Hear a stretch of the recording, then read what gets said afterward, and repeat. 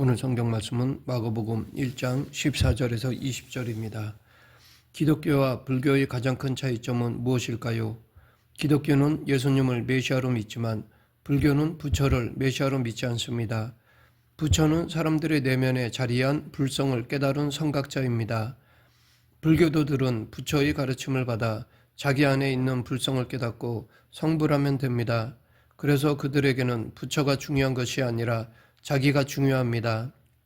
천상천하 유어독존이라는 말이 바로 이것을 가리킵니다. 그래서 불자들은 자기의 불성을 깨닫는 일에 부처가 방해가 되면 부처도 버려야 합니다. 부처를 죽이라든지 나무로 된 부처상을 땔감으로 사용했다는 말들이 여기서 나온 것입니다. 이에 반해 기독교에서는 역사적 예수님이 절대적인 존재입니다. 우리의 내면에는 구원의 가능성이 전혀 없습니다. 오직 예수님을 통해서만 구원을 얻습니다. 즉 구원은 그리스도 안에서 주어집니다. 기독교인은 예수님이 행하신 하나님의 구원 사건을 통해서 구원을 얻는다고 믿습니다. 예수님과 하나가 되어야 구원을 얻습니다. 그와 하나가 되는 것은 곧 그의 제자가 되는 것입니다. 그러하기에 기독교인이라는 말은 예수님의 제자라는 말과 같습니다. 그렇다면 여러분은 예수님의 제자입니까? 이것을 어떻게 알 수 있을까요? 제자가 되었다는 증거는 무엇일까요? 우리는 살아가면서 예배를 드리는 자신을 보면 예수님의 제자가 된 것 같기도 하고 죄를 짓는 자신을 보면 아닌 것 같기도 할 것입니다. 어떤 신비한 체험을 한 사람은 그 순간만큼은 예수님의 제자임을 확신합니다. 그러나 그 뜨거운 체험도 시간이 지나면서 그런 확신이 줄어든다는 느낌이 듭니다. 그래서 다시 뜨거운 믿음을, 그런 확신을 달라고 기도하면서 매달리기도 합니다. 우리는 이러한 믿음이 떨어지는 상황과 올라가는 상황이 반복되면서 갈등을 느낍니다. 어떤 사람들은 그런 갈등조차 없이 신앙생활의 매너리즘에 빠져 있습니다. 교회 생활의 경력은 많아도 예수님의 제자라는 사실에 아무런 감동도 느끼지 못합니다. 단순히 교회 조직의 한 지체라는 사실에만 매달려서 신앙생활을 합니다. 이런 현상들은 예수님의 제자가 된다는 것이 무엇을 의미하는지 정확하게 모르기 때문에 벌어지는 것입니다. 예수님은 공생의 기간 중에 12명의 제자를 두셨습니다. 인류의 다른 스승들도 제자들이 있습니다.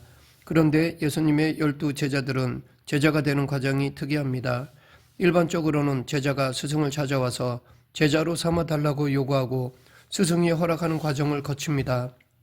혹은 제자가 되고픈 사람이 스승을 찾아가 일정한 테스트를 거쳐서 합격하여 제자가 됩니다. 그런데 예수님의 12제자는 스승 되시는 예수님이 직접 부르셨습니다. 물론 복음서에 보면 예수님을 직접 찾아온 사람들도 있었습니다. 하지만 그들은 예수님에게 실망을 하고 돌아갔습니다. 예수님이 주도적으로 부른 이들만 제자가 되었습니다. 12제자는 예수님의 부르심을 받고 따라 나선 이들입니다. 오늘 본문에는 4명의 제자를 부르신 이야기가 나옵니다. 예수님이 갈릴리 해변을 지나고 있었습니다. 시몬과 그의 동생인 안드레가 그물질을 하는 것을 예수님이 보시고 나를 따라오너라, 내가 너희를 사람을 낚는 어부가 되게 하리라 라고 말씀하셨습니다. 그러자 그들은 곧 그물을 버려두고 예수님을 따랐습니다. 이어서 같은 어부 형제인 야고보와 요한도 예수님의 부르심을 받고 아버지와 품꾼과 배를 다 버려두고 예수님을 따라 나섰습니다. 이런 이야기를 읽으면 여러분은 어떤 생각이 드나요? 제자들은 정말 대단한 사람들이라는 생각이 듭니다. 그래서 그들 앞에서 우리 자신이 부끄러워지기도 합니다.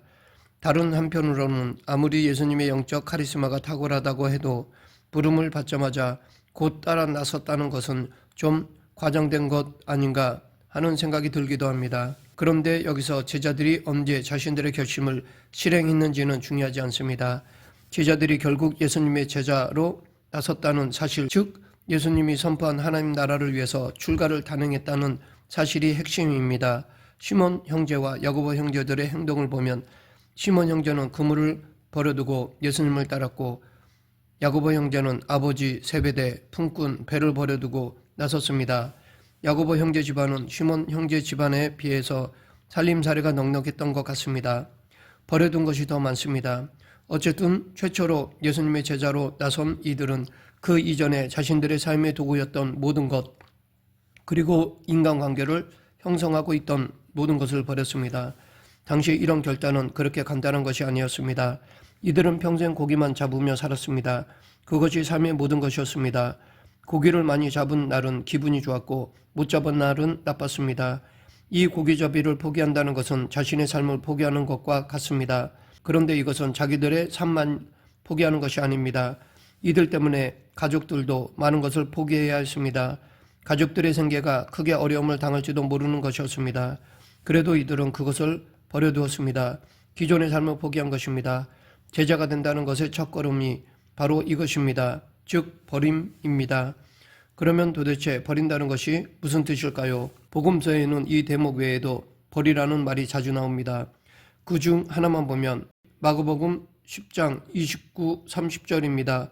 나와 복음을 위하여 집이나 형제나 자매나 어머니나 아버지나 자식이나 전토를 벌인 자는 현세에 있어 집과 형제와 자매와 어머니와 자식과 전토를 100배나 받되 박해를 겸하여 받고 내세의 영생을 받지 못할 자가 없느니라. 지난 기독교 역사에서 세상의 모든 소유를 버리고 하나님의 일을 위해서 출가한 사람들은 많습니다. 지금도 그런 수도자들이 많이 있습니다. 로마 가톨릭 사제들은 이런 것을 철저하게 지키는 사람들입니다. 사제서 품에서 그들은 세 가지를 서약합니다. 무소유, 동종, 순명이 그것입니다. 이 세 가지가 모두 버림의 영성에 속합니다. 그러면 모든 것을 버리고 제자로 산다는 것이 실제로 이런 출가만을 가리키는 것일까요?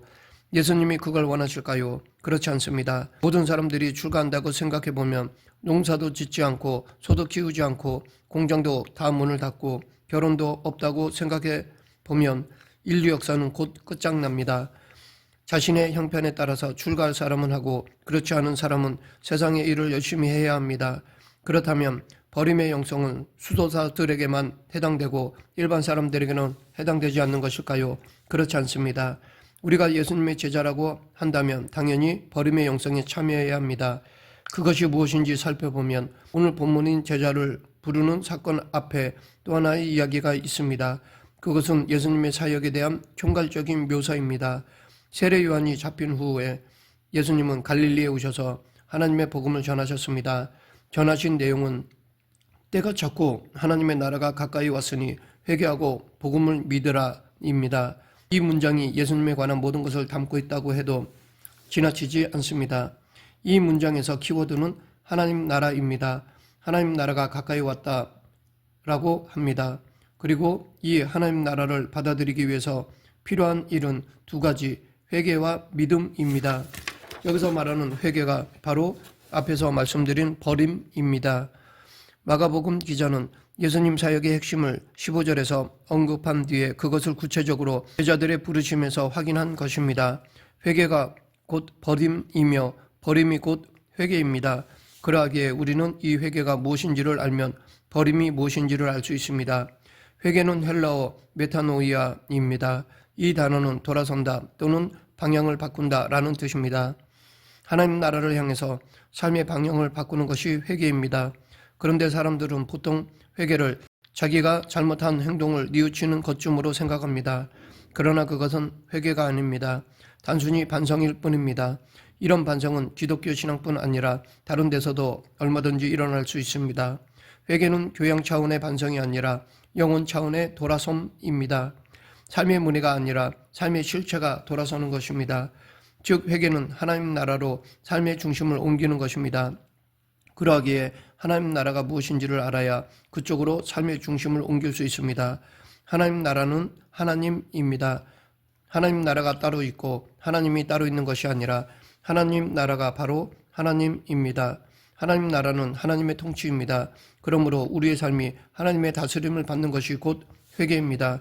그런데 이런 말이 우리에게 멀게 느껴지는 이유는 지금 하나님보다는 자기를 삶의 중심에 놓고 살아가는데 길들여졌기 때문입니다.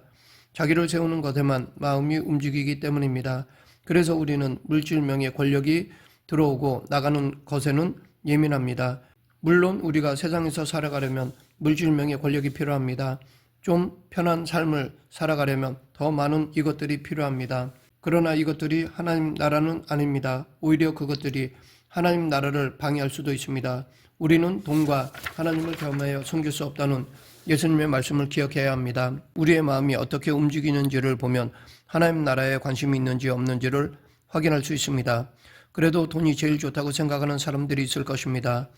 신앙생활도 돈이 없으면 안 된다고 말하는 사람도 있습니다.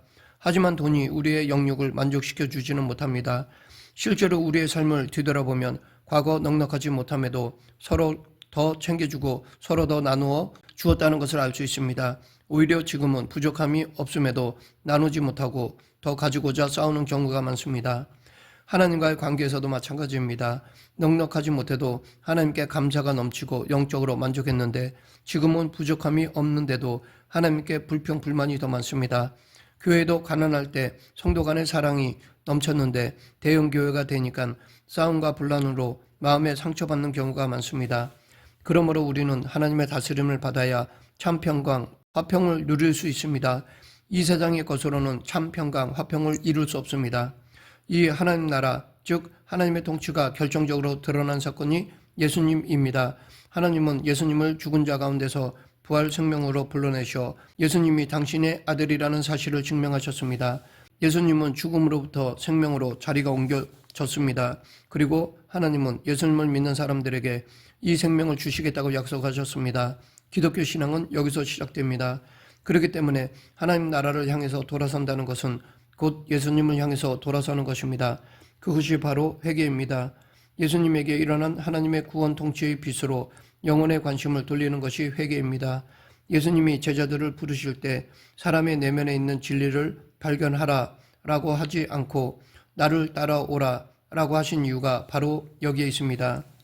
예수님이 우리의 길, 진리, 생명 되십니다. 말씀을 맺겠습니다. 예수님을 향해서 삶의 방향을 바꾼다는 것, 그를 따른다는 것, 그의 제자가 된다는 것은 예수님에게 현재의 실존만이 아니라 죽음 이후의 미래까지 완전히 맡긴다는 것입니다. 왜냐하면 하나님께서 그를 통해 구원의 길을 주셨기 때문입니다. 그분을 통해서만 부활 생명을 얻을 수 있기 때문입니다. 우리 모두 예수님만을 따르는 제자의 삶을 살아가는 성도가 되길 축원합니다. 기도하겠습니다. 사랑과 은혜가 풍성하신 하나님 아버지, 예수님만이 길이요 진리요 생명 되심을 믿고 따르는 그리스도인이 되게 하여 주시옵소서. 예수님 이름으로 기도드립니다. 아멘.